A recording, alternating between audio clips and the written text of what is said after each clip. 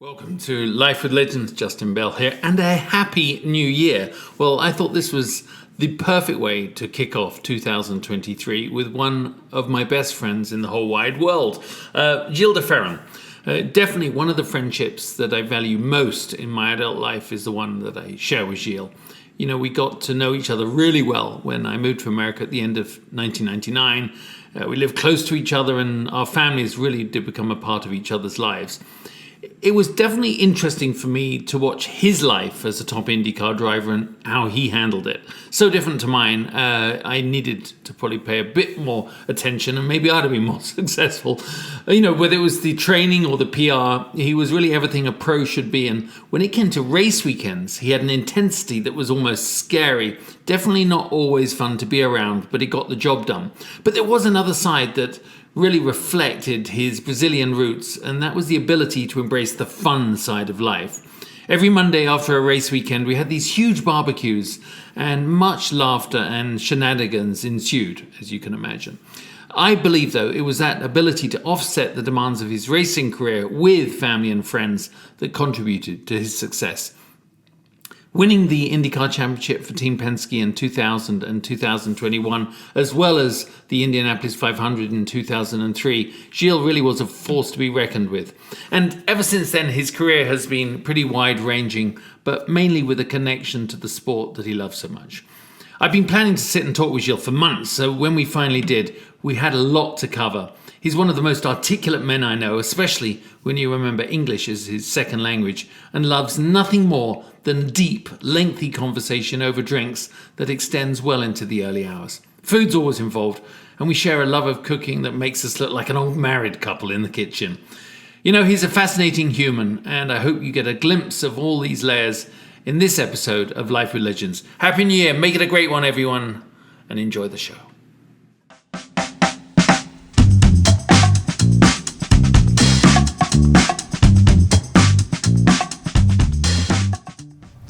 Well, you know you were going to be the first. Well. It was kind of your idea that I'm doing this. You know that? I heard that before. You were going to be the first, exactly. And then you weren't. Exactly. You were actually going to be the bikini-clad woman is our official photographer, just for anyone that's watching this. Thank you. No, it's funny because, you know, we were talking, weren't we? You've always said to me, oh, do your own thing. You've got to have a show where you can say what you want. You're only funny if you say what you want. Make your talent shine, you know, without any restrictions. And you've done well, son. Thank you. You weren't the first. Yeah, I know. Sadly. It's okay. But you were. You're doing well when you're doing well in my absence. Mario, Sajaki. But it's funny. They I started with the old guys because I needed to make sure they're not timing out. Your dad, actually. My dad, actually. I got dad too. But I was like, it's interesting with the younger ones. The sun's going to keep going down. With the younger guys, because there's a common theme. Do I fit in the younger guy category? You're in the younger guy category. You're in the clinging on category. You know, it's funny because every generation, you'd think there were massive changes between people, right? You would go, but actually, by doing this, I've worked out. Nah. There's actually not massive changes. Racing driver is a racing driver is a racing driver. Isn't that it? Isn't that it? Because think pretty similar. Yeah, I remember Sterling Moss saying to me, well, he didn't say to me, he said, oh no, she did say to me when I was doing the Tour de Pebble Beach with him. Tour de Who's that, sorry? Sterling. And he went, I said, what did the generation before you say when you started racing? Oh, we were the heyday. Yes. This was the good old days. You guys will never be as good as us, right? And yet it isn't. It doesn't change. Each generation comes along. I happen very much to think that, Justin. You know, obviously, you know, I drove different cars than your dad, than Sajaki, than Mario, and the cars that are the people that are driving now, they're driving different cars again. You know, we had to shift and learn how to downshift. You look at that now, you go, what? And nowadays, it's a skill that is no longer required. However, the mindset of a racing driver, pushing a car to the limit, making the right decisions at the right time. Yeah. I guarantee you, none of that has changed from the beginning of motorsports until now. You know. But there's a naivety that's lost. When What it do you was mean? Sir Jackie or Mario or my dad, they entered into motorsport without the knowledge it could be a career for most of the time. Then you could maybe get to Formula One, but there was a sort of naivete to like Dad, as he said, he was within 3 months he was from Formula 3 to Formula 1. Yeah. And he said that to me 2 days ago. He goes, I just thought about it. How does that happen? You know, does that happen now? Well, he was good. That's why good. it happened. But the naivete came from, like Jackie said, I had to do 60 races a year to make enough money. Yeah. 60 races. Well, the sport is changed from it's changed, no, evolved, shall we say. Well, that means change, I suppose. Yeah. From a professionalism perspective, it's a much bigger sport than it once was. You know, there's a lot more sponsorship and money involved, but I don't know, Justin. I always, to me, the sport doesn't feel that different. Yes, there's a few things that have changed over the years, you know, some for the better, most of them for the better, I think, and you know, that situation that you were just explaining with your dad. Yes, it's unlikely to happen because nowadays, you know, there's the point system and so on and so forth. And I don't know, it's just an evolution, I suppose. But, you know, when you think about it, not that long ago, I think Kimi Raikkonen went straight from Formula Renault. I think he did 11 races straight into Formula One. And that was... That's in our recent history. Yeah, 20 years ago. I think he started in 2001, just over 20 years ago. So, you know, this kind of thing is still possible. It's still possible. Sebastian Loeb was doing Peugeot ride and drive in a parking lot. Exactly. And won the world championship like 3 years later or something. The most decorated, you know, and became the most decorated rally driver ever, I believe. Don't take my word for it, but... Yeah, you've had, over the years, we've always taught, and it's funny, your mindset, your ability to allow yourself to acknowledge greatness in other people changes when you step back, right? You can be much more magnanimous. You don't stand there when you're trying to win the Indy 500 going, God, Scott Dixon's fucking good. I mean, you know he is, but you don't. Well, he's very good. He's very good, but you don't. And that was very, very apparent from day one. You know, but you don't allow it into your, into your war chest when you're getting ready to go qualify. But when you step back a bit, it was funny. Suddenly, I remember when I'd say, how does he drive? He's a fucking idiot. You know what I mean? Or this. And then, because it's part of your self-protection mechanism, right? To be dominant. But then as you get out of it, you're like, well, God, he's good. I mean, you can look with different eyes. Yeah. You said to me, the reason I brought that up, you said to me about talent. Yeah. That talent is just a pure thing. That top 0.001% are just great. Why are they great? What makes an Elliot or a Raikkonen or a Scott or a you? What makes them? I don't know, Justin. I have a really hard time answering that question, right? Because for a few reasons, right? So, first of all, people start driving at different ages. Yeah. There's this factor, right? So there's some people that started driving when they were 5-6 years old, you know. There are others that started driving in their teens, you know, and there are others still that start driving in their late teens, early 20s. Although this is a rarer thing nowadays, but not so long ago that was not out of the question. I believe, again, don't take my word for it, but I believe Loeb is one of those. Yeah. You know, he started fairly late. I might be wrong on that, so you might want to do some checking. I'm the guy for that. But anyway, the point being, there's that. there's the fact that people are different and they mature differently, right? So you met lots of teenagers, you know, some that have a very mature mind and some that are on their way, you know. They still have some way to go, and that plays a part on how well you develop as a racing driver, you know, because there's a lot of decision making when you're racing.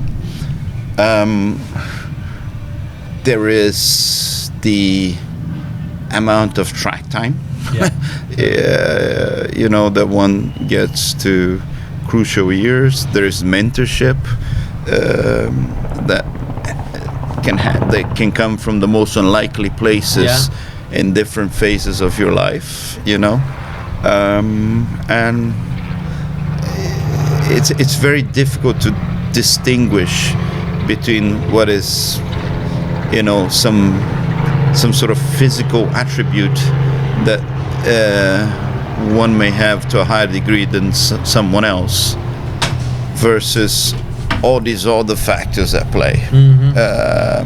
So I don't know. I find it hard to answer. It really to distinguish, you know, from all of this. You know, I mean, the typical example is people like to talk about Damon Hill, you know, who was a world champion. And at his best, a extremely effective and very good racing driver, you know. And people are like, well, he was never as talented. And I'm like, well, you know, if you just landed on this earth, right, in those years that he was at his peak, and you knew nothing about the past, you would have said, well, he's as good as this guy. You follow me? And you know, he's someone that had a funny career path. You know, but he did win the world champion. And he was big races, and he was very effective. You know, and he did some spectacular races. You know, and so you can't. You know, he obviously had enough talent. You know, did he have more or less talent than someone else? It's hard. Do you think you would have been hard to dissect all that? Well, because actually there are. I mean, everyone's had wins that were circumstantial, right? Like, oh my God, I won it. This race, that race. Championships are won by being really fucking good a lot of the time. Championships are won by being good on your terrible days. That's a great way of putting it. Yeah. You know. Totally. Yeah. In the days that everything is going wrong, you manage to, you know, squeeze a result out of it. Yeah. That's how championships are won in my mind. Okay, I'm just making sure the freaking camera is working. Is it good? It's good. I just want to make sure it's focused on my boy. So, yeah. Do you think you've been in that position when you're driving a great car, you qualify on pole, and you have a good start, and without even trying, you seem to be pulling away, and you're like, oh my God, I'm invincible, you know, and you really control the race from the front, and, you know, to win a championship, you need those days, you know, and to be in that position, you need a great car, a great team, great engine, and you need to be in good form yourself. But throughout a championship, there are those days where you didn't get the car quite right with your team. There was, you know, maybe there was a problem during practice. You weren't able to practice. You know, you sort of behind the eight ball, whatever, right? Those days when everything is not going quite, those weekends when things are not going quite as well as planned, that's when it becomes really important for you to squeeze a decent result. You know, some good points. And I mean, look at Max. Those last couple of races. I mean, Max just could control the last couple. I mean, you know, and you know, he was having an easier race than the other 19 guys behind. Exactly. And isn't it weird that he's leading it? He's on the edge in every way. And I was going, you know, you could hear it in his radio transmissions. He's fine. He just owned the world. Did you? Some of my funnest moments were with you watching Formula One races when you watch, because you have a very observant commentary that I think may have been quite too honest. Right? It's a compliment. I'm not sure the TV would have gone so well for you, because if you're doing the broadcast, you understand it so well, and you're seeing the strategy unfold, that it's very funny to watch the race with you, because you're ahead of it so far, because you've been in the strategy box, you've been behind the wheel. And I was thinking, I always think that would be the best broadcast. Not the broadcast. Not the broadcast. But I think you get millions of viewers. Do you look back on the career? Because I thought about this again when I'm with the other guys I've interviewed and had the conversations with. You look back on your career from the tranquil waters of reflection, right? Yeah. You have the ability. There's no noise. There's no stress. You can. But when you're in it, did you? I think I know the answer to this. But do you think you appreciated the journey of being there, or was it so much about winning the next race? Do you have many times as a top racing driver to actually enjoy the moment, or is that same thing that drove you as a 10-year-old karting guy? It's like the fucking fear of losing, or the fear to win. See, I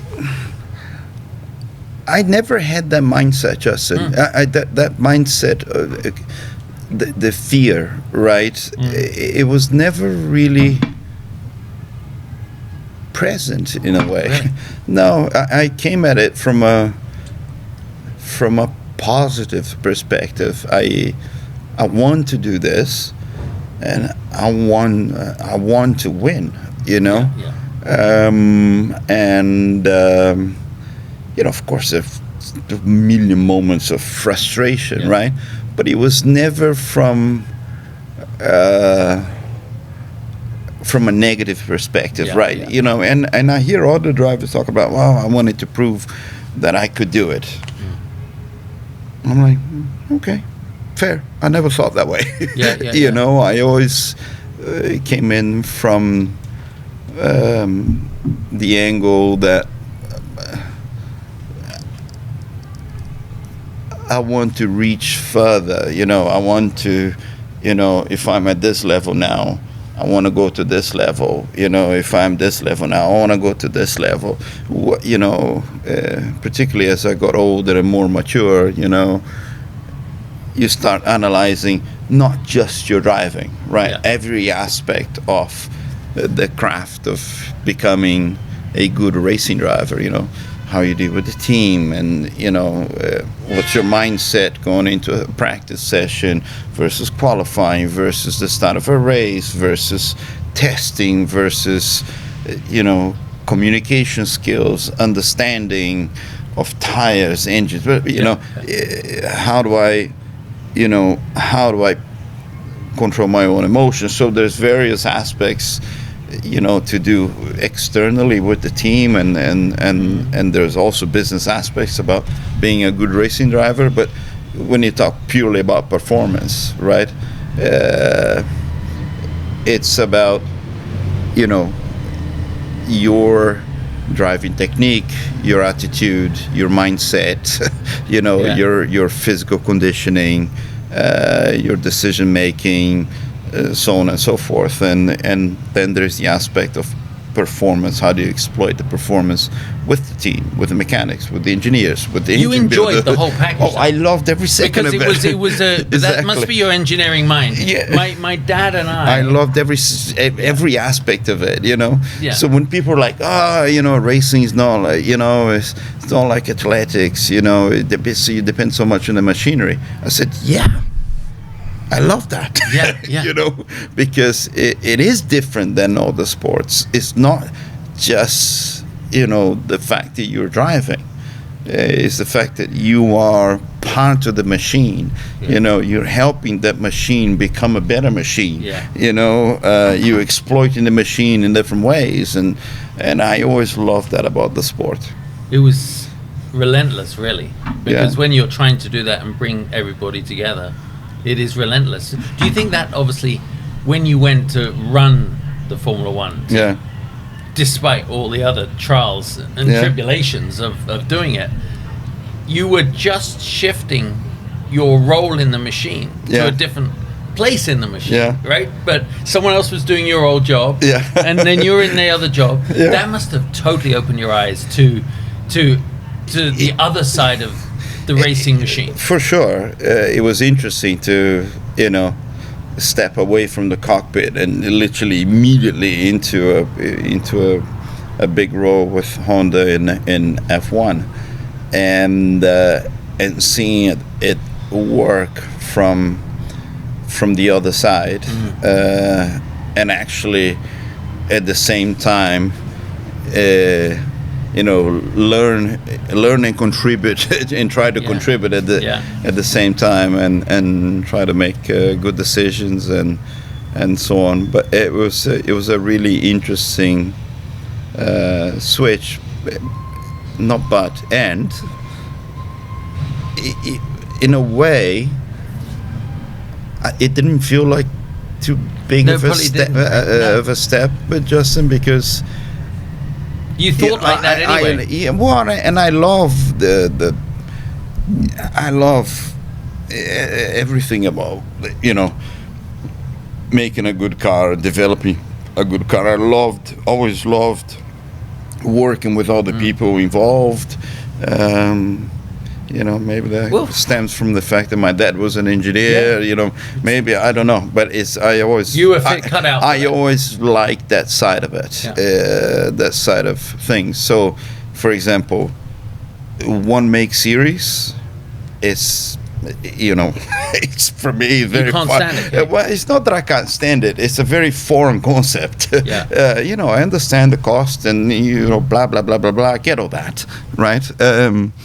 But still, it's a very foreign thing in my mind, because in a way, it's like, oh, what if I have this great idea and I can actually make it happen? No, you can't do it. It's like, really? Oh, fuck.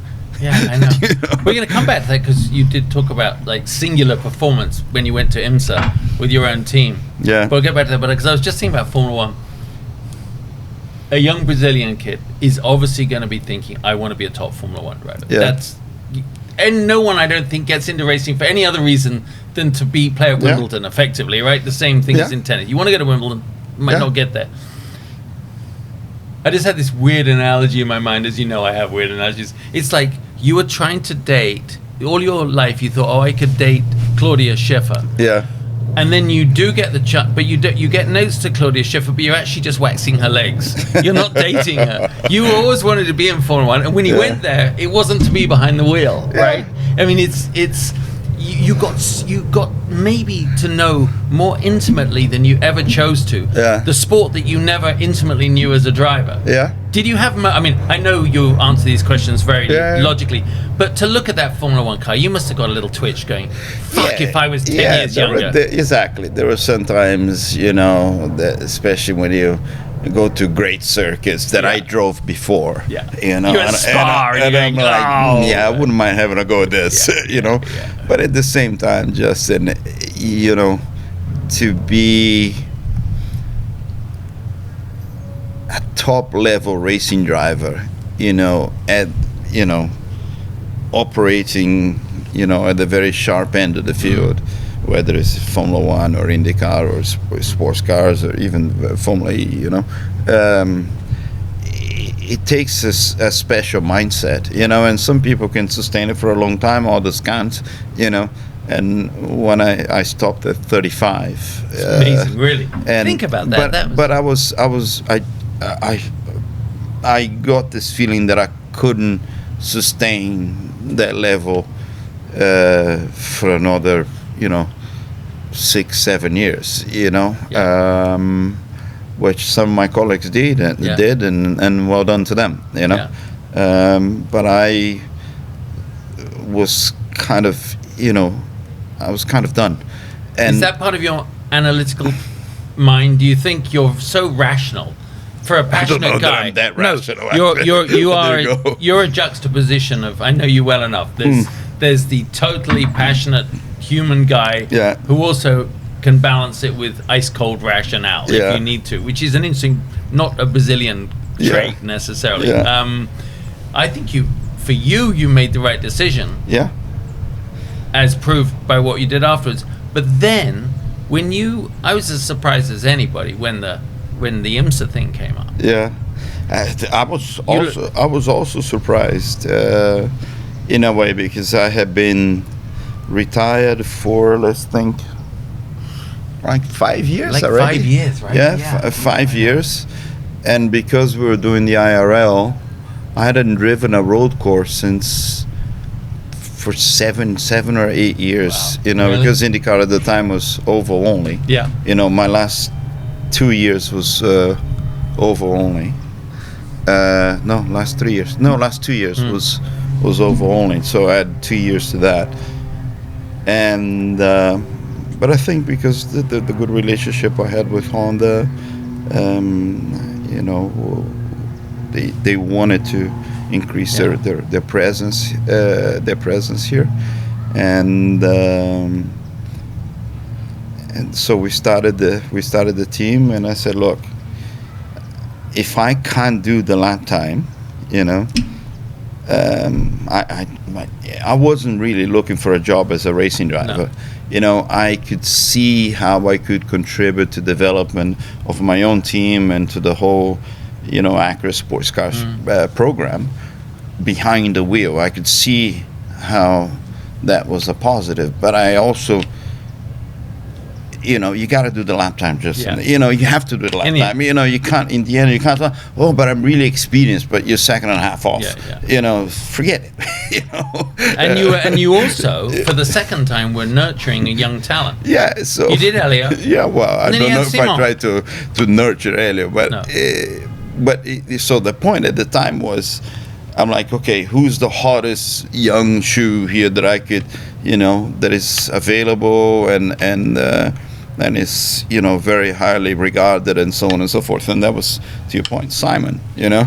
And I'm like, right, I need to try to be as fast as Simon, you know. And he was like, you know, 25 years old, you know, super fit, you know, very, very good driver, as he proved since then, you know, Indy 500 champion, IndyCar champion, sports car champion. But he'll say, he learned. When I do one of these with him, you know, he knows the role you play. But I'll also, as your friend, I saw a lot of, I fucking still got it moments. You know what I mean? When you did a lap time, you did a good stint, you know, it didn't matter. You got the big house, you had the boat at the time. When you're there, you were still like 20 years old going.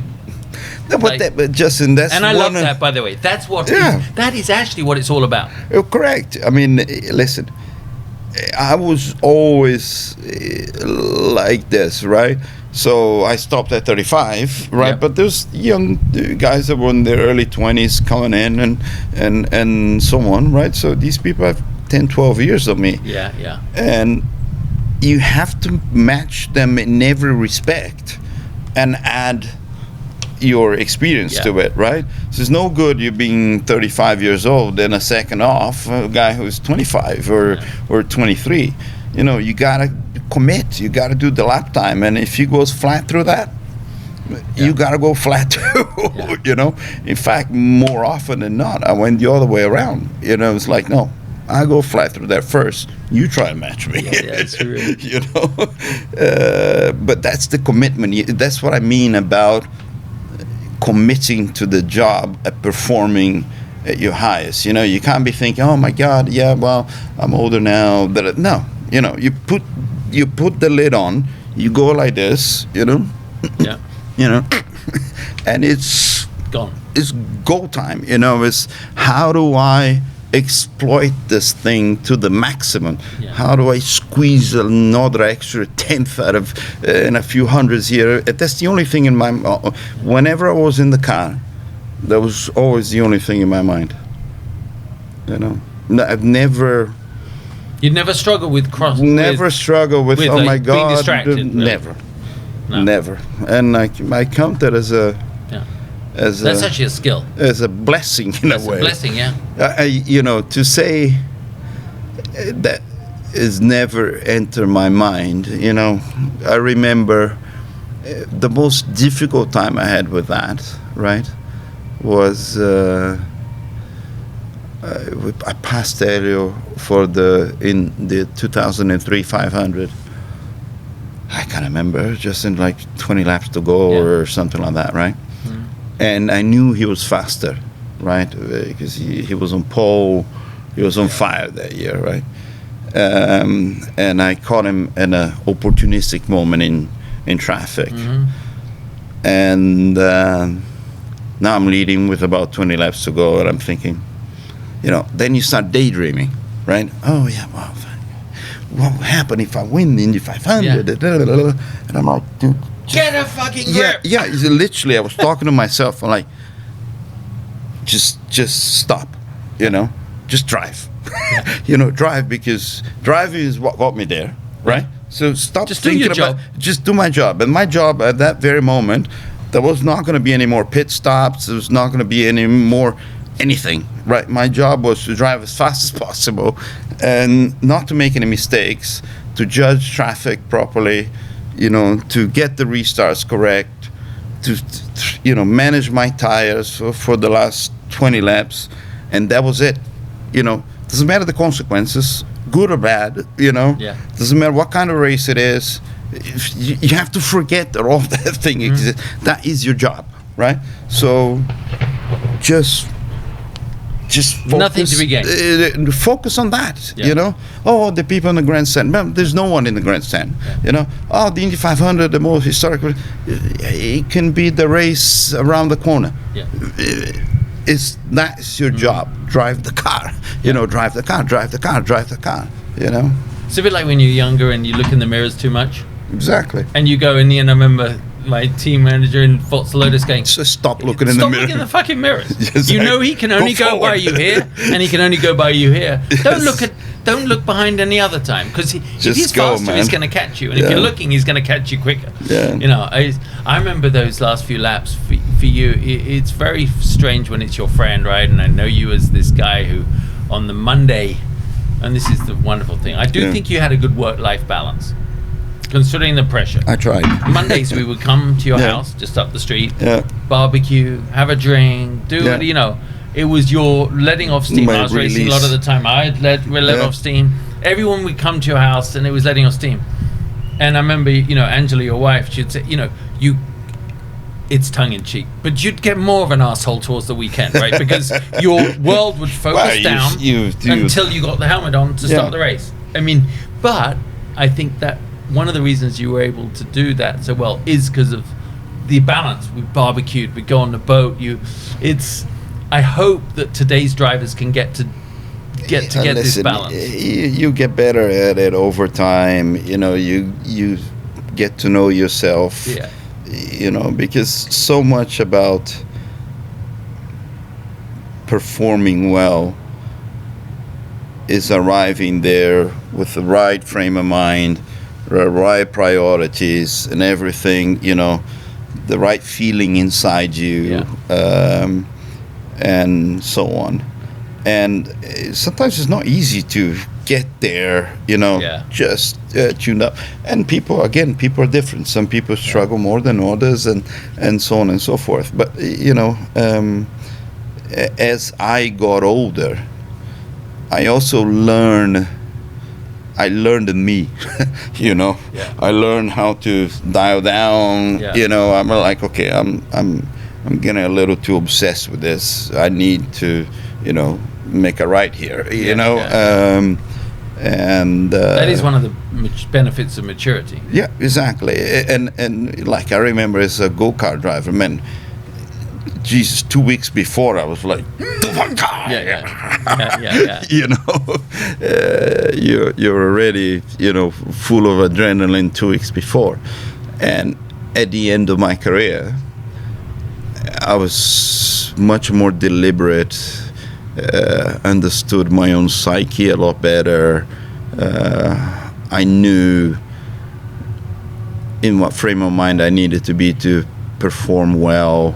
I knew also what were those dangerous,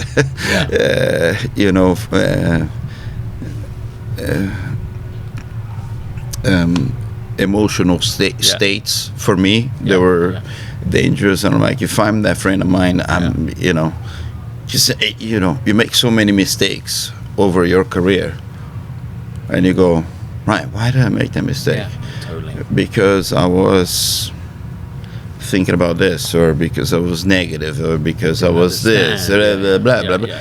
But Totally. you have to reflect on those, and that's how you learn. That's how I learned, about those. Who was on the go-kart grid with you when you were young? Anyone? My dad. Anyone? No, but your dad. But as in outside that little network. So it was your dad, and you had your friend. That's your dad's friend, yeah. right?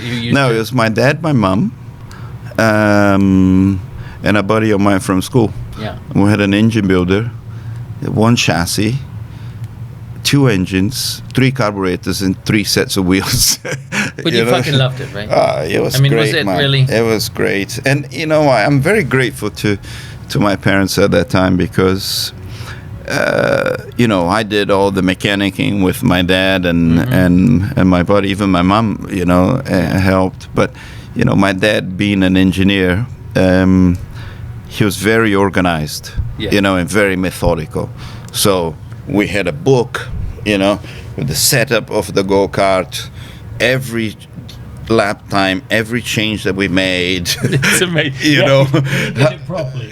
And he used to do the job lists, so when we came back home, there was, we used to do the job list, and I used to go to school in the morning and my buddy in the afternoon. So he used to do some stuff in the morning.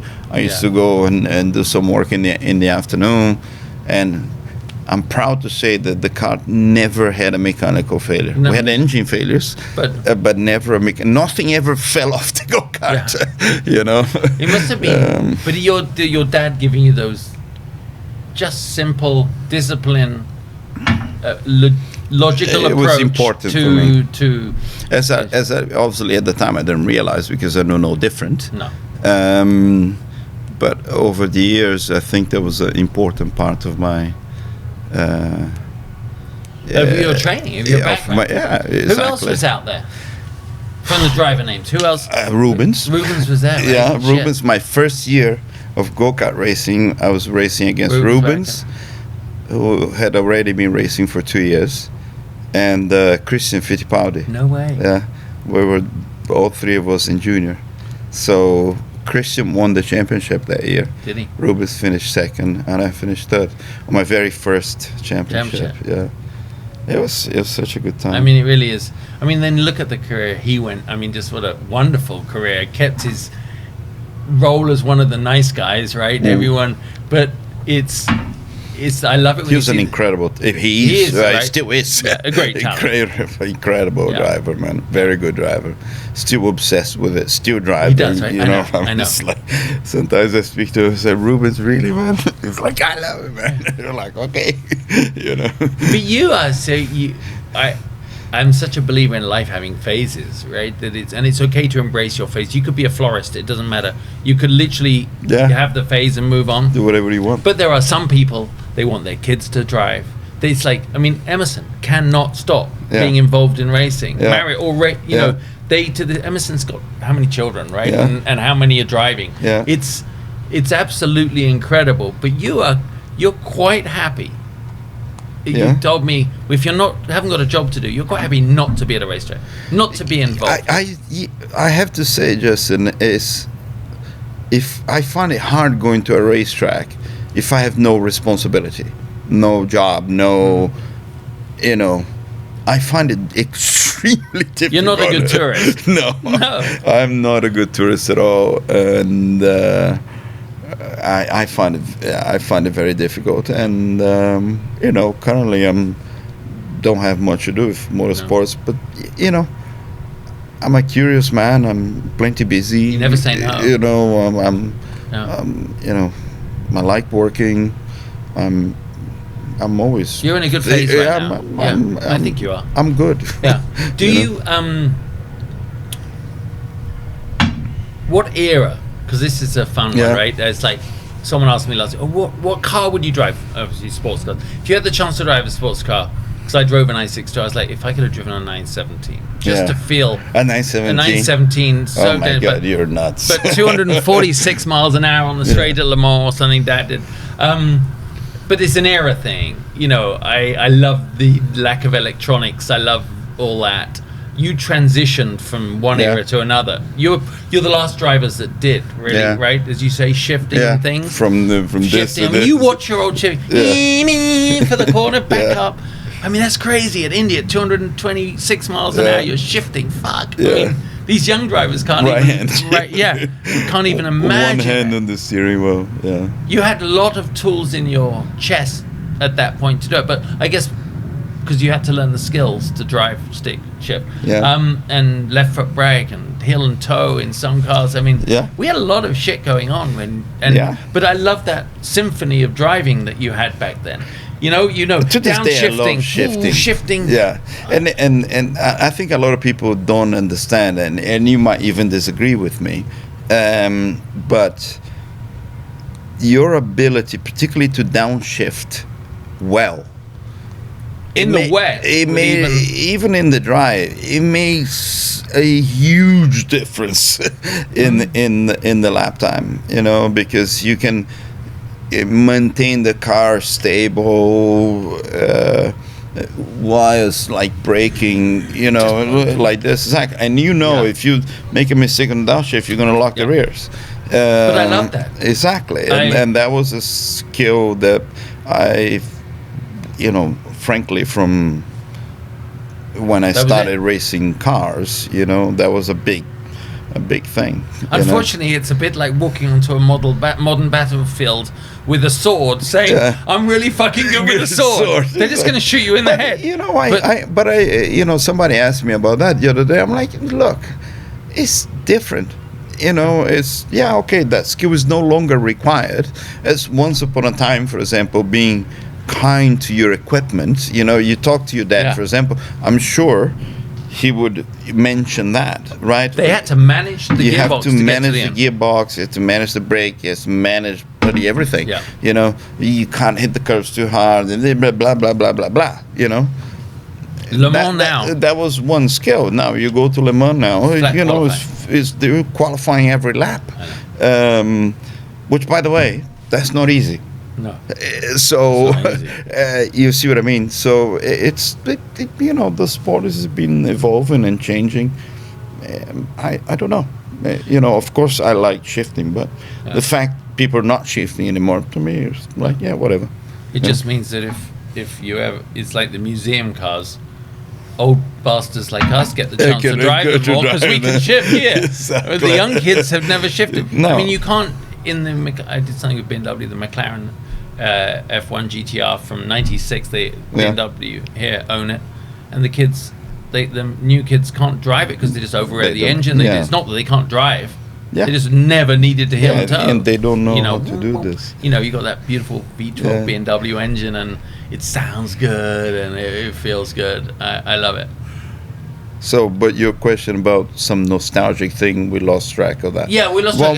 What is the era? Question? If you could, when you look at a Formula One car, when you look at an Indy car, let's say Formula One, because I think globally it is I have my era that I look at that sort of late 70s Formula One, red one. You look at you just go, okay, I love that shape, the high cockpit, and for me, and the JPS Lotus and stuff. I'm nostalgic for that. Maybe not to drive. I don't know. It's an era that I really like. For you, if you could have changed your era?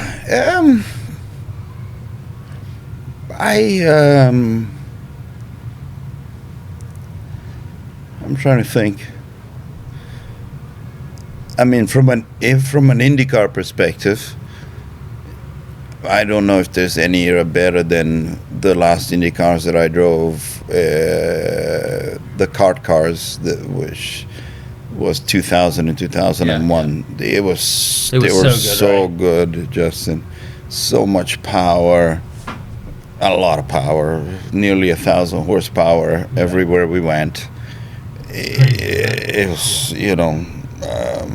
the teams. I mean, also I was driving for Penske, which needs no introduction. you know, but the level of engineering that was going on, the level of sophistication, how difficult those cars were to drive for me, you know, from an IndyCar perspective, I'll go straight back there. Yeah. From a Formula One perspective, I think the last era of the V10s, you know, and that was, I guess, early 2000s as well, late 90s, you know, early 2000s. To me, they were unbelievable. Yeah. You know, very, very super fast. Super light, you Just know. look fucking great. Yeah, very, very. Like And I Smee said it remember in the- when Formula One went to the, you know, they went to the V8, and that was nice, but I didn't. For me, it was not as good as the V10s. And then to the hybrid, and then they were narrow this, narrow that. I can't even remember now, but I remember seeing the cars, and I'm like, they don't look as fast as they once were. Maybe they are. I don't know. But then the tone changed and the engine changed. Yeah. You hear? I was at Laguna Seca, and someone was running. They were running an old Formula One car. Yeah. And just everybody, the hair on your neck went up as you hear that car come by. You Yeah. know? And it was an old McLaren. You go, And I "Fuck." guess let me think. The other era that I really like was you know, early '80s in Formula One. You know, and I guess that's because when I started racing, you know, Nelson was driving for Brabham. You know, Alan Jones, Carlos Reutemann. You know, to me, those cars, 81, 82, pretty sexy. they were very sexy cars. You were impressionable and young. Yeah, exactly. Why does Brazil spin out so many good fucking drivers? Because you know, I don't know. Actually, I often think about that. I mean, there's money there. There's a lot of poverty there. You have good tracks, but no more than anyone else. Culturally, actually, the tracks. Brazil has now is changed a little bit. Some of the old tracks are gone, but there's some really good old-fashioned tracks. A little bit like the UK. Okay. You know, you get the Oldham Parks and the Cadwell Parks of this world, but just bigger. You know, because I guess we had more land. I don't know. Like the old Interlagos, for example, Justin, you would have loved it. Really? You would have loved it. You know, the circuit in Rio for me was amazing. Brasilia was amazing. There was a couple of big circuits in the south of the country that were incredible. But, you know, is that a big factor? Frankly, I don't think so. I'm just reflecting on how good the tracks actually were. I don't know. I can't really put my finger on it. But you've always had someone to look up to. Maybe every decade there's been pretty much a strong Brazilian driver as a role model to get you guys. Yeah, but as soon as you become a little more, shall we say, aware and mature, you know. Yes, you might have a countryman that you cheer for and whatever, right? But you can't help but go, okay, well, he's not Brazilian, but he's bloody good. You know, and you start analyzing and thinking, at least that was my mindset, you know, like I remember watching Nigel Mansell in 92 driving the active Williams, and he was incredible, you know, literally incredible to watch, you know. And at least I always try to learn, you know. But, you know, going back to your question, you know, and that's the time that I was racing. But I was further along in my career then. I was already doing Formula 3. But you know, what is there an ingredient, you know, that is uniquely Brazilian? If there is, I can't tell you what it is. You know, the proof is in the pudding. Because even amongst Brazilians, right? You know, I'm different than Rubens, who is different than Elio, who is different than Tony, who is different than Felipe Massa. And when you think about it, very different personality. Yeah, exactly. Who's different than Felipe Massa? Yeah. Who's different than Ayrton? Who's different than Nelson? Who's different than Emerson? Yeah. So I can't.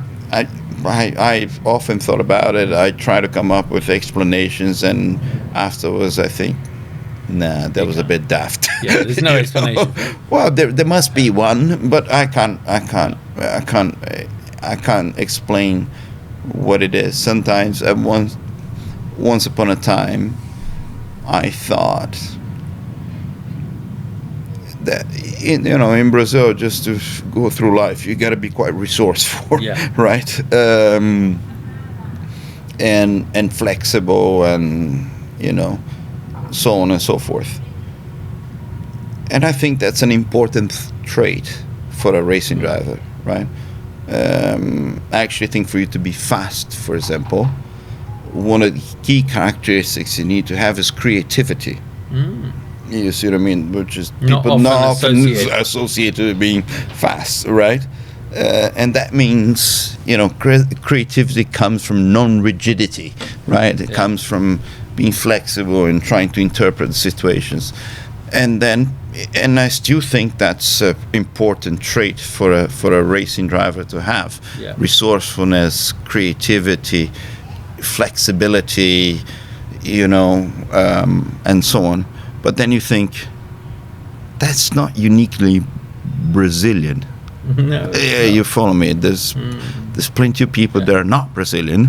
Can do it all. That have those personality traits. Who was? It's one of those things. Let's not try and put a finger on it because it works.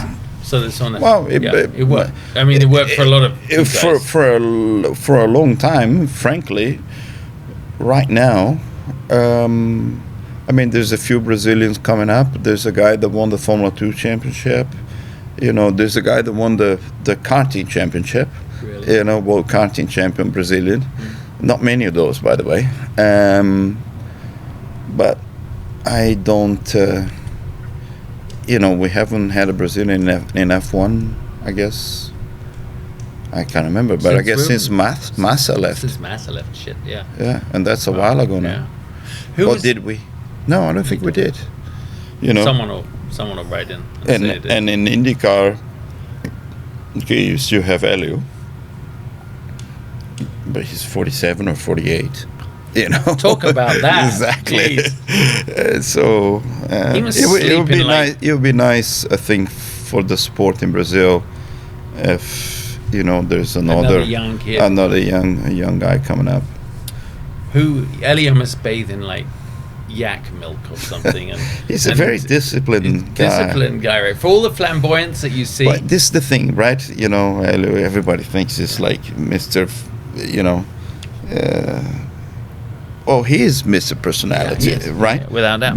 But behind that happy-go-lucky sort of persona, he's a very committed and disciplined professional, and I don't think people understand that side of him. He's a very consummate and rounded professional racing driver. And I mean that with everything that comes with it. That's fantastic.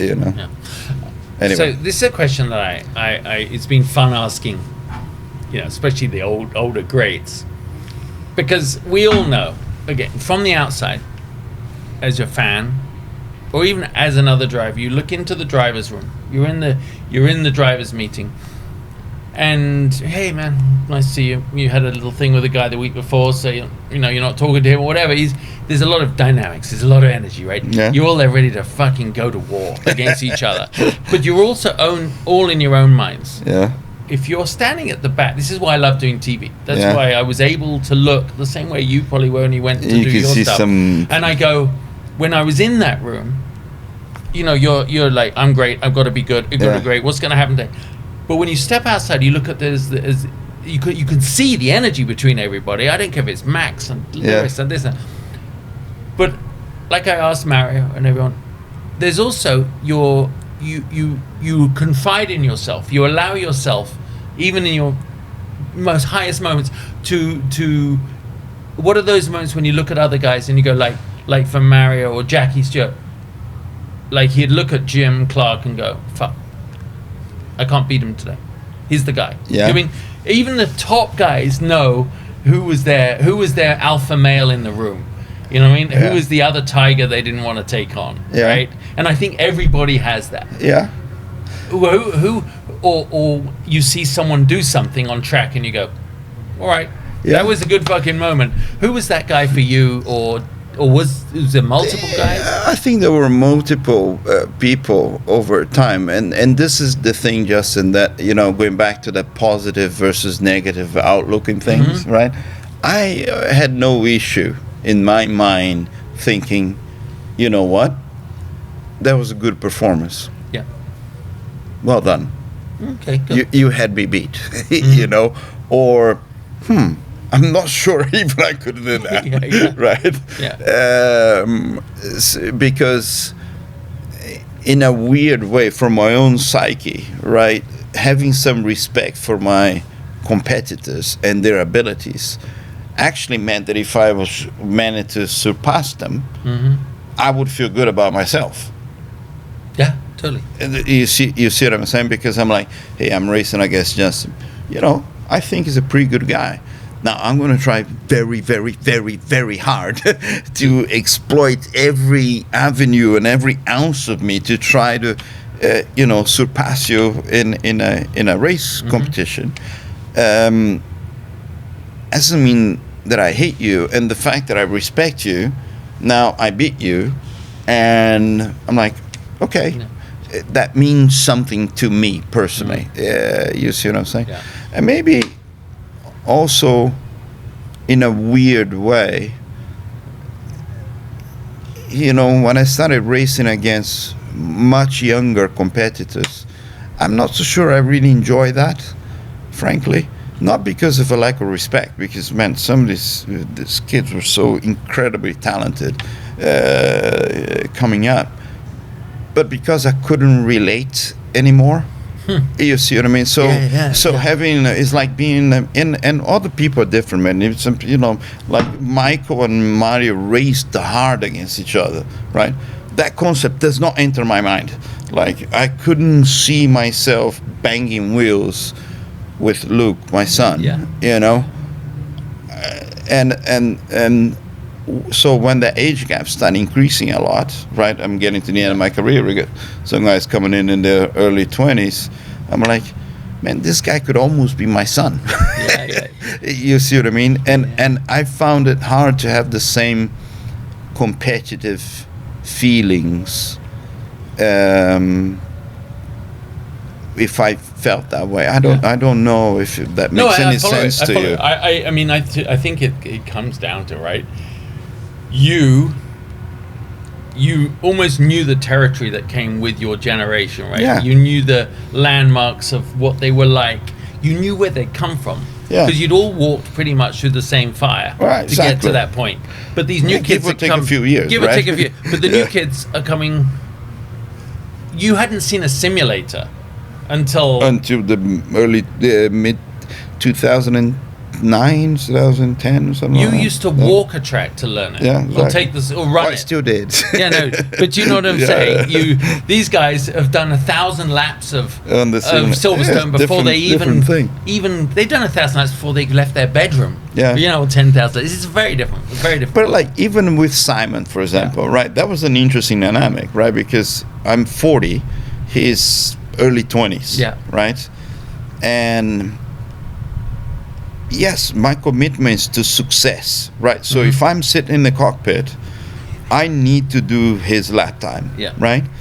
But it wasn't from a perspective that I'm better than him, because I'm like, dude, I'm 40. You know, Yeah, I've been through everything he's going to be, he's going to go through. So I found it difficult to be like, okay, I beat Simon. It's like, well, it's good that I'm able to, at 40 years old, do the same lap time that he can. But I didn't feel like, you know, I didn't feel that way, you know, and that's maybe why I was actually happy to see him evolve, and I tried my best to help him in every way that I could. Really did, yeah. You know, speed and safety. You know, they're always in conflict. The cars go faster, we make them safer. We can make them go faster. They go, you know. I mean, and people walk away from crashes now that we know every car we would not have. And my dad's era, zilch. I mean, like Mario said, I didn't go to Formula One the first time they offered me because it was too dangerous. Yeah. I mean, 5, 7, 8, 10 people a year getting killed across the top forms of motorsport. Incomprehensible. And this is, by the way, this is what I mean about the sport has evolved. Yeah, it's evolved in a very positive and there way. are other things that came with that evolution, but it was definitely evolved. You know, and that is, I don't feel motorsport should ever be safe. Truly safe, but if it without consequence, it never is going to be. You can't. Justin, when you're going that fast, you know, I don't care if you're surrounded by a, you know, cocoon, but you're carrying a lot of energy. It's physics, right? And if you hit something in the wrong way, you know, at the high speeds that you are in top forms of motorsports, you know, it's a danger. It's a dangerous thing. How did you reconcile yourself with risk? You kept it from us, right? Your family. I thought, unfortunately, I saw quite a few tragedies, you know, and terrible accidents from when I started. Yeah. You know, in go-karts and so on and so forth. So you can't do the ostrich things, like, oh no, then it's okay, you know, because it's not okay, you know, things can happen, right? There are certain sports that you do, activities and sports, right? Not just sports, but there are certain activities that you do that, you know, there's a high level of risk involved, right? So I guess point number one is there was no ignorance on my part to that danger. Right?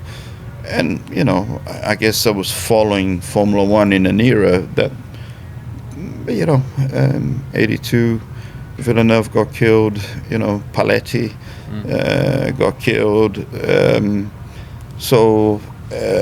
Pironi had a gigantic accident. Yeah, exactly. So, you know, eyes wide open at that point. Exactly. You know, okay, this wasn't the 60s or the 70s, but there were still horrendous accidents happening. You know, Stefan Beloff. You know, mean, I was there when Beloff died. Who was your dad's teammate, I believe. He was the closest one in age to me. Yeah. So I was just starting racing. I went to the race with Dad. Jackie Hicks. They're all old men to me, right? They were that legendary generation. But when Stefan died, I'm like, well, he's too young. I mean, so wow. The point is, you know, I believe he died in 83 or 84. And he was an unbelievably good racing driver, right? So you think, well, if that's what I want to do, you've got to be I can't say this is not part of it. Yeah. Right? So I know some people think, well, the only way they could deal with that is to think that's never going to happen to them, right? I never felt this way. I felt that whenever I, you know, wrap my, you know, tie my helmet and you know, close the visor, is that I might not come back. And I had to be okay with that. You made your own deal in your mind. There was a piece, you didn't share it with your wife, didn't share it with your kids, but you made your own peace with the fact to be able to take those risks. You have to. You had to acknowledge. Yeah, exactly. And I have to say, okay, this is possible to happen. Can I drive without this feeling of terror, Yeah. because if you feel that terror, you can't drive. Forget it. No. If you think, oof, shit, if I lose here, that's me gone. So I'm just gonna a little breather here. No, full commitment, right? You either prepared to do that or you're not, right? So the way I thought about it is like, okay, I'm very aware of the risks. I've seen unfortunately, my fair share of tragedies. There's nothing special about me, can happen to me, as well as it happened to him, and so on, and so many people through history. So why wouldn't it happen to me? It can happen. So I was like, okay, do you have the courage to do this? Can you have that not in your mind? It is, and it is there was a moment. You can't be in your mind. You can't be in your mind. Now, I went to Indy and I tried to qualify the first year of IRL and scared myself out the arse by being in a bad car. You don't need that in your life. No, you don't need that. I'm looking at the rear tire with the oil going on it and going, no, this is not good. Please throw me out. I mean, I pleaded with them. That's when Johnny Rutherford came out to me and he said, if you don't leave now, you may not leave the speedway. Yeah. Walking. Yeah. When he says that, you're like, okay, I'm out of here. We're done. You don't need to be told twice. I remember I said, I got a $50,000 sponsor with the team. He said, I'd leave that, boy, and just like, that is not worth it. We went through this quite safe period, and I think that's why when Dan Weldon died, it shook. There was a lot of young drivers that had never experienced that. Yeah. I'm not saying it was better it was not better. Dad went to 7 funerals in 1 year, and they all got racing on the next, all back at the track the next week, like we all did. Paul Warwick, right? Yeah. You went to Paul, and then there you go. That's another tragedy. Right there. I was already in England when he died. And I was his team. I was in Vauxhall Lotus, and he was in the Camel 3000. Shook his hand on the grid, you do like this. And then I watched him die. Didn't come back. Then we all went to the funeral. Helmet on the coffin, all in tears. See you Friday, back on Friday. By the way, it's okay if you, in the presence of that, decide that that's no longer for you. Nothing to be ashamed of. Because people have walked away at that point. Exactly, and in my mind, there's nothing to be ashamed of if you decide, what, I can't empty my mind enough. It's always there, so you just can't do it anymore, and that's okay. Believe it. Do you think? Talk about Dan. He was so universally. We had Greg Moore, I know, not long before, but it was. I have never seen an organization filled with such, obviously grief, but like as a collective. It was from, and I wasn't in IndyCar. The Formula One community with Ed, and I know, but I felt that everybody driving those cars for a moment forgot how dangerous they were. They're like, you were having crashes, people were doing things, but no one was dying. And then when he died, it was like a fucking big reset for everybody. Yeah, listen, man, it was. Do you mind talking about it? No, I don't. Frankly, like all of those tragedies, it was a horrendous event. Right, and it was such a big accident, and it was a very difficult situation. Particularly, Dan was, not particularly because it's sad to lose anyone, right? But Dan was, a popular guy, a great personality, a champion, and so on. So it was at the time. I think you're right. It was a shock, but just in having been in the car. Where were you in that race? I wasn't racing anymore. You weren't racing? Okay. No, I was gone. I already been out of the cockpit for a while then. But I did race with Dan when he started. I was finishing and he was starting, and But I lost my train of thought. What was the point I was going to make? When you are in the car, I remember now. When you are in the car,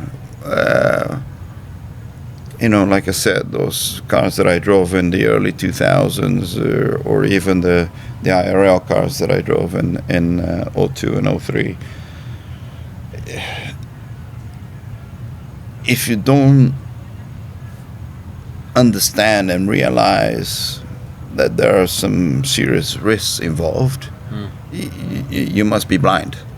Yeah.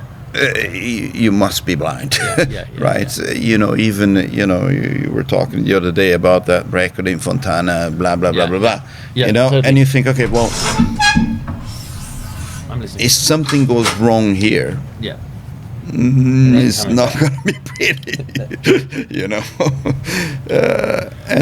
But you love that. But you love it. You love. To me, that was straddling the line between this. It's not this world and this. No. You love this. I guess this will be my question that comes up, but I think that we have been very fortunate. Anyone that's driven a racing car at any real level and has mastered and controlled the fear and the risk and the ability to push,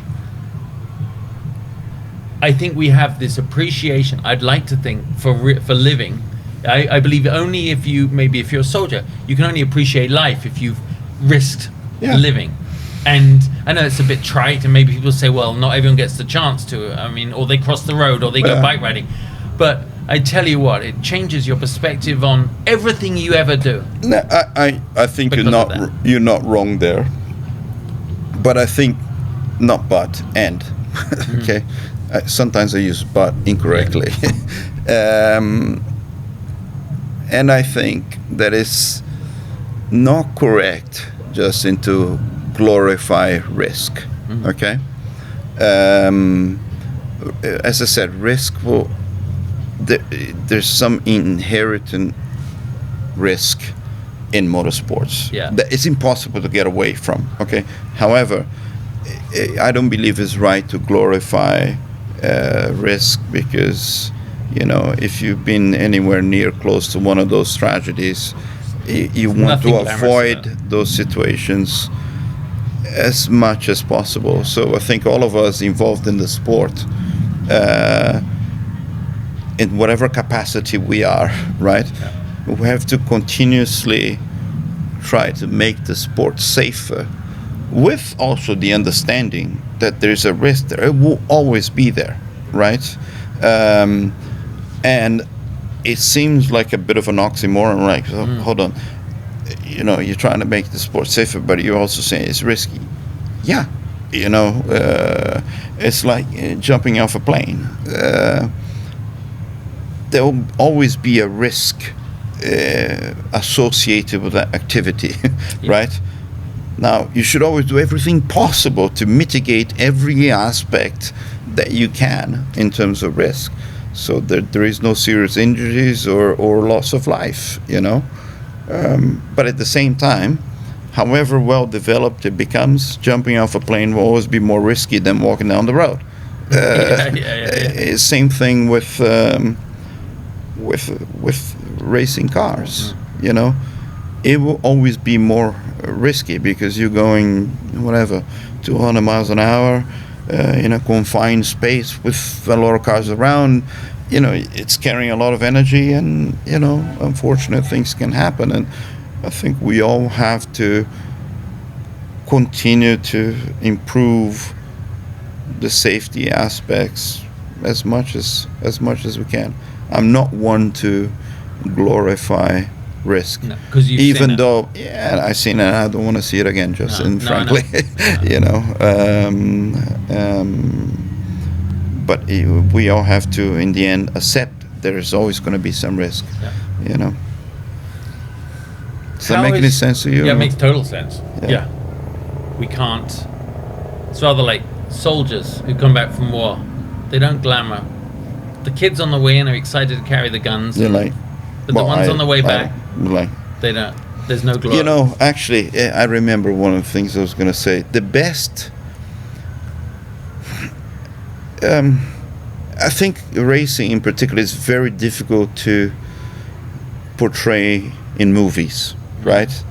There's been some old movies that are good, but in my mind, none that capture extremely well, at least my mindset, that I had as a racing driver, right? Because sometimes you see this picture of this guy excited, and for me there was none of that. It was a completely different. No, it was like when I was doing well, I was serene. I was, not fist bumping. It was very different mindset. But I think one of the movies that I could associate the most in terms of mindset was Hurt Locker, which was a war movie. Oh yeah. When Jeremy Renner, right? Yeah. I mean, he's an amazing Brilliant. actor, brilliant actor. The way he portrays himself as the bomb expert, which clearly there's a lot of risk involved in that, and he's there just doing his job. Yeah. He knows that he might not come back. Yeah. Yeah. But whilst he's performing, his job in the front, that's not what's in his mind. That's actually a really good You see what I'm saying? close example. Yeah, it was the best movie I ever seen that got the closest to the type of mindset that I certainly had. Maybe other guys felt differently about it, but I love that. Do you? The sport's in for a lot of change now. Yeah. We know it's coming. It's already happening. Formula E, Extreme E, what you started. The different types of engines we've got. I mean, I think IMSA and World Sports Cars this year. The convergence of the rules. We're in for an amazing time. Like I said to John. I said to John Doonan. Sports cars doing great. Formula One's doing great. IndyCar's doing great. It's like It's like I said to John Doonan, president of IMSA. I said, arguably, in my opinion, you're in for I don't mean to depressing the last big heyday. Yeah. But the last big heyday as we know it, because we'll be. Who knows what the future cyclical. holds? But it's a good time, basically. It's a good time. Let's just define it at that. Don't hold back. Go in every way. Yeah. If there's marketing to be done, if there's push the sport. Amazingly, it's a good time for motorsports right now. It's amazing. Drive to Survive. Captured. Yeah. Did a good job. They did a good job. Yeah. Because they actually allowed the average person to see the other side of what I know you are, I am, Elio. But most people don't get to see this. Yeah. So by seeing the men and women behind it, it's instant love affair or hate affair. I mean, they're like they go. I mean, and I've always said, if you make people care and they love and care about the people, you have a connection, right? The connection, and you're invested. Like it's watching any sport. I'll watch any sport if I know someone in it. Yeah, correct. Curling, I'd fucking watch, right? But if you did, it would be awful to watch you do curling. But I think we had Ford versus Ferrari. There's a new Enzo Ferrari movie coming out. It's hot right now. Yeah.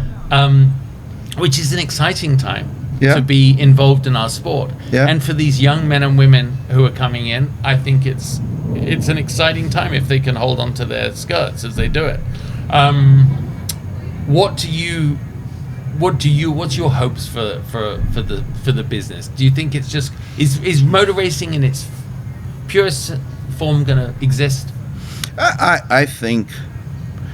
Look, my crystal ball is not particularly not particularly accurate, but look, I think there's a lot of people that enjoy the sport, clearly, right? Of a variety of ages, and it's interesting how different people now, younger, different nationalities, interact with the sport in a different way than you and I did. But they're still interacting with the sport. Social media didn't exist when we were little. YouTube didn't exist. There was no self-promotion. It was. It's different, but in a way, this growth of different methods that you can interact with the sport. It's been very good for the sport, because to your point, now you get to know personalities that you didn't before, and again, to your point, the Netflix series in F1 was, I think, played a crucial role in that. But it's not only that. Right now, I can put on YouTube anything about whatever you can think of, whereas growing up in Brazil, I remember having to wait 1 month, to buy an international magazine with all my savings, to see pictures that otherwise I wouldn't have seen. My goodness. You see what I mean? And spending 3 weeks reading the same magazine cover to cover, again and again and again, and staring at the same picture for hours. Right, I know. And it's a foreign world. Yeah. This is And to it's very most people exciting, now. I think that- But so my point is, to close all this blah blah blah blah blah, is I think it's an exciting time for the sport. Evidence is there, Are we going to get a top woman? There's some top talent coming up. I see no reason why not. Yeah. Look, for me, Justin, this is a game of numbers, right? For you to, get a talent like Lewis Hamilton or Max Verstappen, which in my mind are clearly the two best drivers in the world today. There were tens of thousands that came before them until you finally found these two. Yeah. Right? Yeah. I mean, imagine all of the go-kart drivers or beginners in any series around the globe. Actually, that would be an interesting research piece How to many do. were on your grid in your championship in Brazil? Just take an example. Well, exactly. 100? So, I mean, there were at least 100 go-kart drivers, right? So there was actually more than that. So, Times whole of 10 South countries, America, 20 countries. whole of Asia, blah blah blah. And by the way, for a period of about 10 years, right? Because the difference in Max and Lewis, you could easily be 100,000 drivers. 100,000 drivers to find two guys. Okay. So this is very interesting. What I like about it now, there are more women coming into the sport. Thanks to the effort of a lot of people. Yeah. And They really are. So eventually, There's going to be one. Is that? One will surface. It's just a numbers game. I don't think since motorsports begun, there has been 1,000 women drivers. That's since the early 20th century, when motorsports began. Again, it would be an interesting research. Every level of the sport, I don't think there's been 1,000 women driving. So it's a game of numbers, and I'm not, saying that there was any prejudice. No, it's just circumstances and the way history developed them. But now, girls are becoming more interested in the sport. They're participating more. There are some that are going to very high levels, and I applaud every initiative there. But I see no reason why a woman It's going to happen soon. shouldn't, compete at the highest level. Yeah. All right. So before we round it out, I'm just thinking, it's like the phases of your life. Yeah. You're now turning your attention. People often ask what you're up to. Yeah. You're investing. You're focused like you were trying to run a Formula One team on. Somehow I always seem to be busy. You're always busy. You're always busy. And yet, you and I are exactly the same age. And you realize when you look around, there's still a lot of life left. Runway. There's a lot of runway in a way. I mean, compared to our grandparents' generation, you've been such a goal-driven man your whole life, you know, to succeed. What do you think your goal could be in this, over this? So I'm going to correct period? you there. Okay, you're not a goal-driven man. I'm going to correct you there. I started life very much as a goal-driven person. Okay. Okay. Oh, I like to win this and blah blah blah blah blah. Right. I always wanted to be the best at what I did. Right. This is always something that, and probably still with me now. Yeah. Probably no, it is still with me now. Yeah. Right. But that's a very sort of me goal.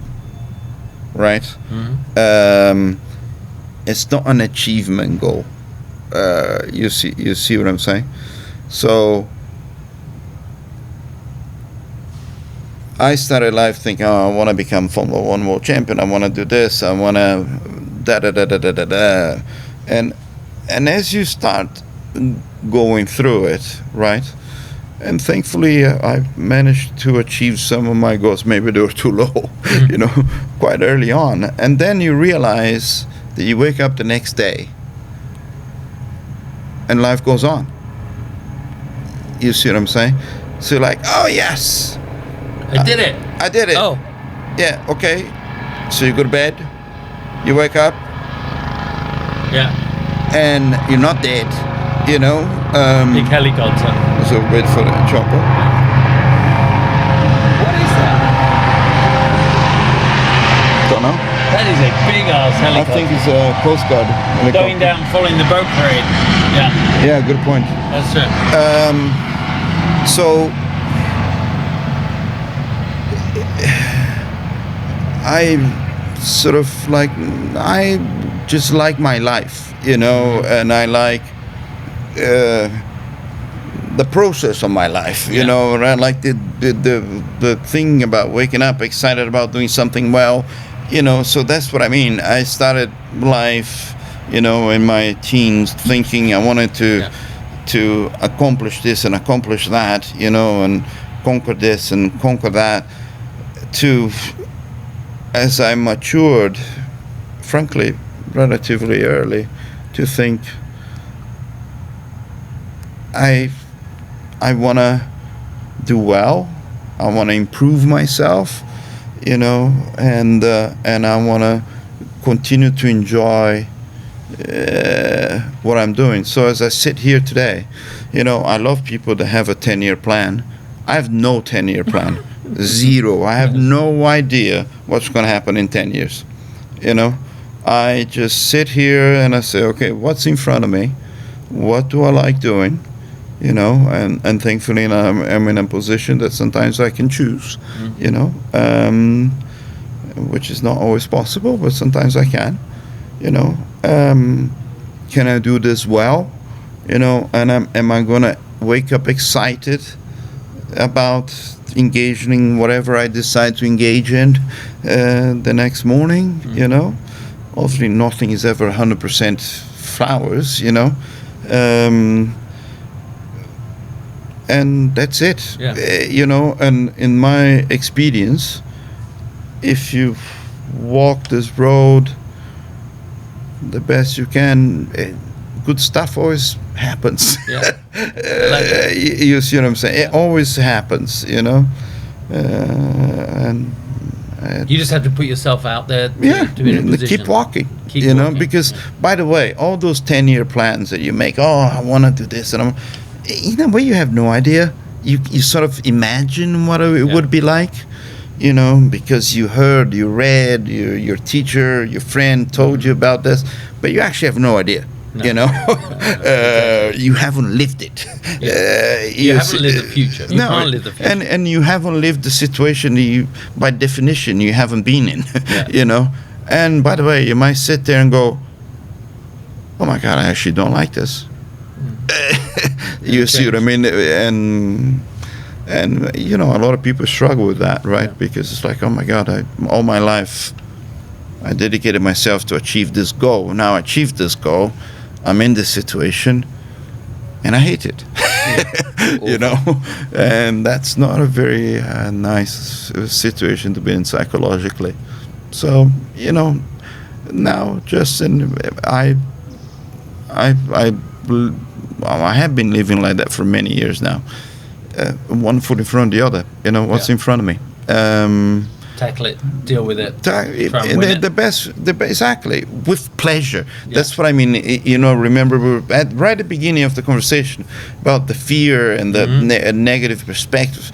Now it's like, no, I want to engage in this. I want to do a good job. You know, I'm excited about having to study about this and about that, and you know, and develop yourself in a different way. I'm not sure that makes any sense. No, it does. Lastly, I mean, you're too young to have. It's like, you know, you're talking to Mario. You say, "What's your legacy?" But you know, it's like you're going to be probably remembered most for your racing. You know what I mean? As in, which is good. Most people aren't remembered for anything. Well, so to be remembered for racing would be pretty good. So it's a bit of a combination. Final thoughts. The same advice you give a young kid, not just for racing, for how to approach life. And I'm not being, again, it's a bit of a cliche, you know, what would you tell the younger you? But like, you know, we know so much more than we fucking did when we were little. I would have been a different human being if I could go back. But for sure, the lessons you've learned, your life lesson, that if there was a nice little book we could say, what's Gil teaching me to, as I read about, what would you like that to be? I don't know, man. It's a hard one, Justin.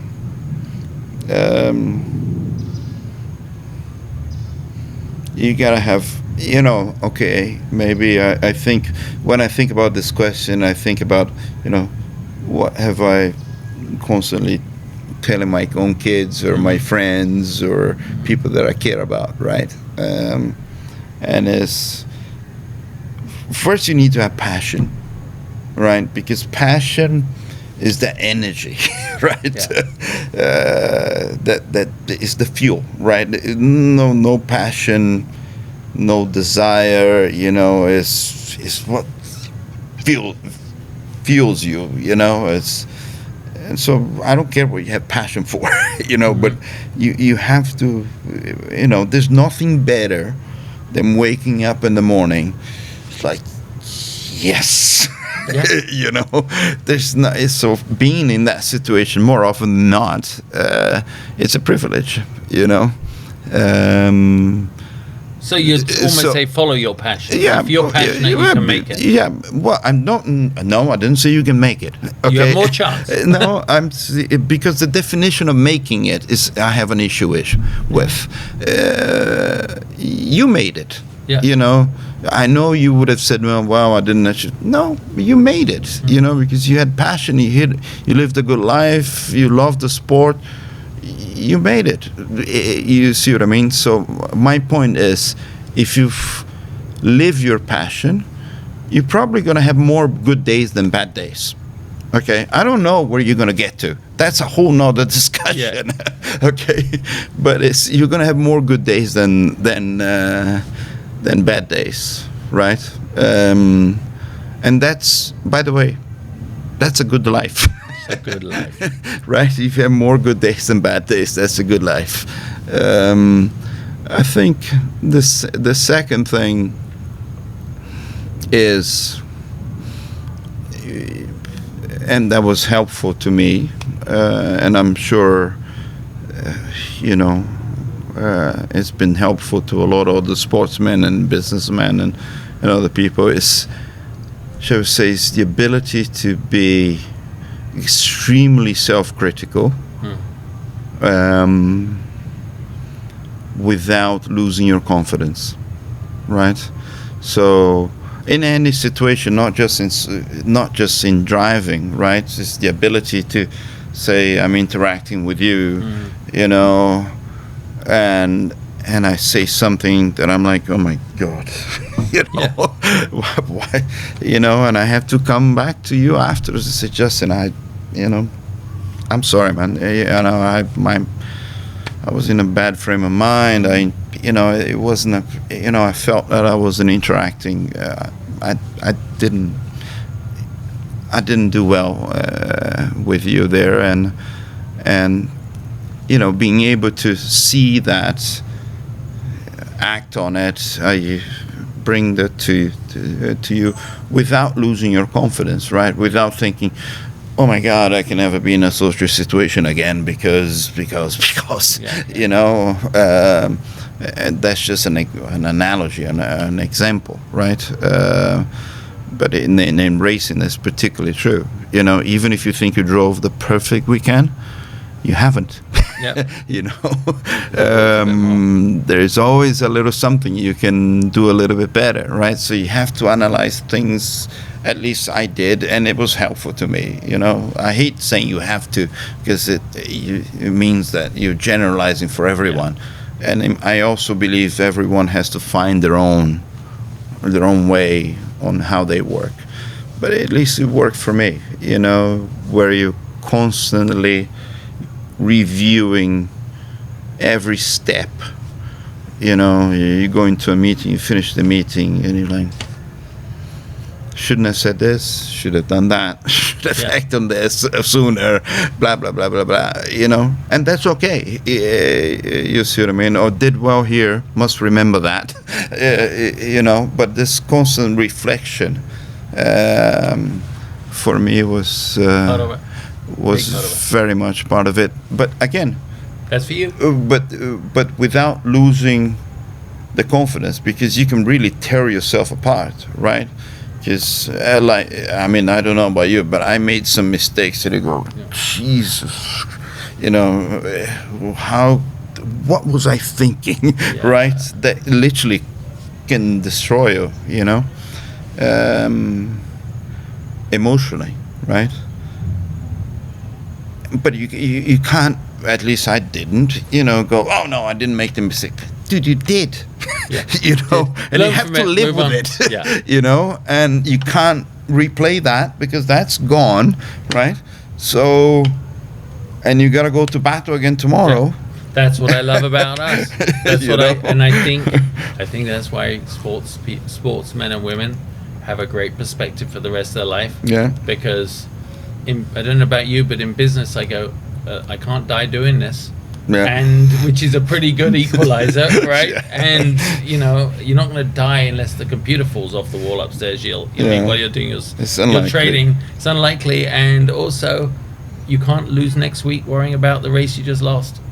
You just got to reset and do it. Yeah, that's gone. That on that note, it is probably time we had a cocktail. I feel like... Do you feel we've had this water in front of us? I don't even know how fucking long we've been doing this. I don't know. How long is this? Do you do the podcast? Like an hour and a half or something. I can't even see on here now. We've done... But that was really... I enjoyed that. Thank you. I'm glad we did it because... Yeah, I'm glad we did it too, Justin. We said we were going to do it. And... I hope it was to your liking. An hour and 35. I hope it was to your listeners' liking. I do more too. Important. You are one of my greatest friends. Yeah. And it's always good to have you here, right? man. It's time to drink. We're gonna have just a wee, just a wee one. Just a baby. We wouldn't really that. Just a wee one. Right. Thanks, buddy. That was all great. Right. Love.